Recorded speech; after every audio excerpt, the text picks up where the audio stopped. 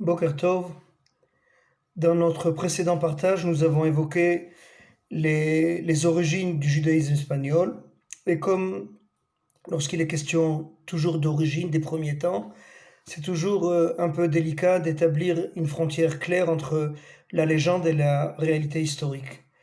Mais en ce qui concerne la réalité historique, ce qu'on voudrait parler aujourd'hui, notre premier point d'appui va être un tombeau.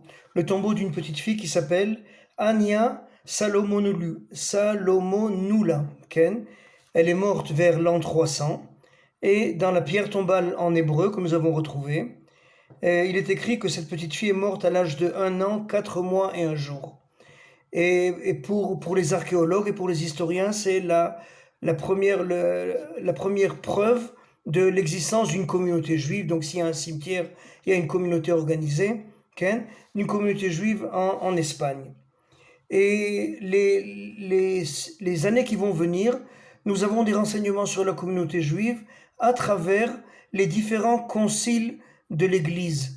Une fois toutes les périodes, des fois c'est tous les ans, des fois c'est un peu plus, les prélats de l'Église, les notables de l'Église se réunissent dans tous les pays pour essayer d'établir une ligne de conduite vis-à-vis de la population chrétienne et des populations non chrétiennes. Vous vous rappelez tous comment commencent tous les livres d'Astérix, la première page, la Gaule est entièrement sous domination romaine, à l'exception d'un petit village d'irréductibles gaulois, et c'est bien sûr le village d'Astérix. C'est un peu ce qu'on pourrait dire pour l'existence des communautés juives au Moyen-Âge. Durant les premières années du Moyen-Âge, l'Église entreprend la christianisation de l'Europe, et elle va y arriver. Des fois, ça va être difficile, ça va être sujet à des guerres cruelles. Charlemagne va être un grand artisan de cette christianisation. Il va torturer, massacrer des dizaines de villages en Allemagne. Et l'Église arrive à ses fins. Mais les Juifs existent toujours, et c'est quelque chose que les notables de l'Église ont beaucoup de mal à accepter, et donc ils vont redoubler d'efforts, redoubler d'imagination et de persécution pour essayer de mettre les Juifs sur la liste des peuples qui auront été christianisés.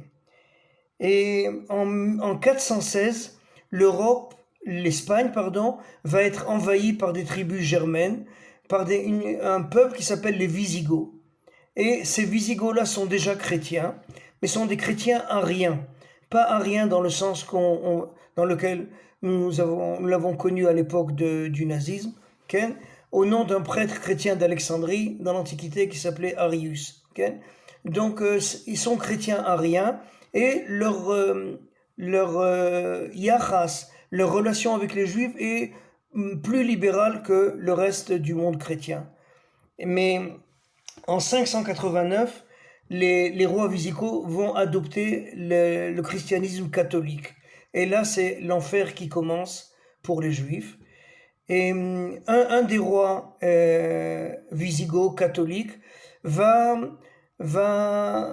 faire une action qui nous rappelle beaucoup celle de l'expulsion des Juifs d'Espagne en 1492.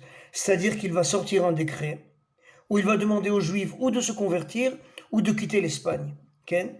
Mais à la différence du roi Ferdinand en 1492, ce roi-là n'aura pas les moyens de veiller à ce que ce décret-là soit appliqué.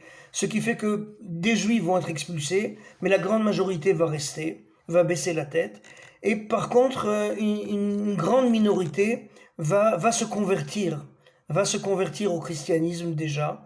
Donc on assiste à un premier phénomène Maran bien avant la date fatidique de 1492. On est encore une fois seulement au VIe siècle. Et là on voit toute la cruauté, excusez-moi l'expression, la stupidité de l'Église. C'est-à-dire en ce sens, au lieu de respecter les gens qui se seront convertis au christianisme, alors l'Église va établir une distinction précise. Aux yeux des chrétiens, aux yeux des prélats de l'Église, il va y avoir deux sortes de Juifs. Les Juifs ordinaires et les Juifs convertis.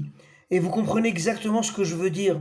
C'est-à-dire qu'eux-mêmes reconnaissent, je sais, ça m'a l'air tellement stupide que j'ai du mal à le croire que ils ont agi de la sorte. Eux-mêmes reconnaissent que même lorsqu'un juif se convertit au christianisme, alors il ne sera jamais considéré comme un juif, comme un chrétien, pardon. Il sera toujours suspect à leurs yeux. Et on voit déjà donc au VIe siècle, au VIIe siècle, comment le phénomène Maran a pris naissance dans cette Espagne qui a accepté, qui a adopté la religion catholique.